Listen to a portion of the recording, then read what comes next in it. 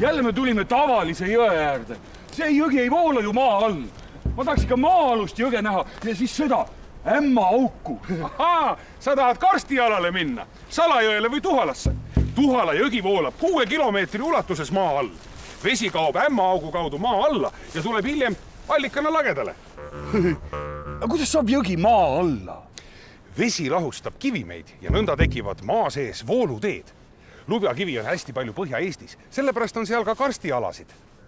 Aga tähendab siis jõgi muudkui voolab ja siis järsku kaob maa alla. Jah, neid nimetatakse neelukohtadeks.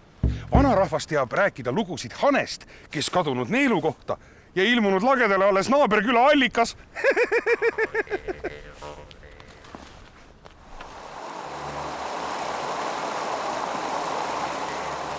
Tuhala nõiakaev on haruldane karstiallikas.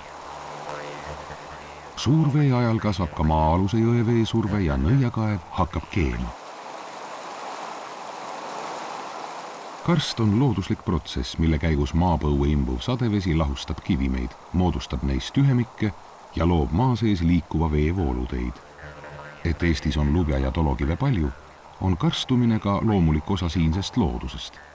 Mis sest, et meie lauge maa tõttu on karst Balkani, Hiina ja USA karstipiirkondade kõrval väike.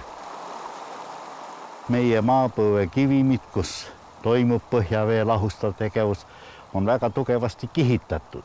Seetõttu vahelduvad siin lahustuvad lubjakivid savirikkamate kihtidega. Saviaines takistab vee vertikaalset tsirkulatsiooni meie aluspõhjas ja selle tõttu ei lähe meil karsti nähtused kuigi sügavale. Seetõttu siin väga suuri vorme ei teki. Eesti karsti hakati põhjalikumalt tundma õppima looduskaitse algusega samal ajal, 100 aastat tagasi. Algatajaks Gustav Vilbaste, kes koondas suuremate allikate ja salajõgede kohta andmeid ning avaldas neid loodusajakirjades. Nii jõudsid Kostivere, Uhaku, Kuimetsa ja teised karstialad 1957. loodud looduskaitse korraldamise loendisse.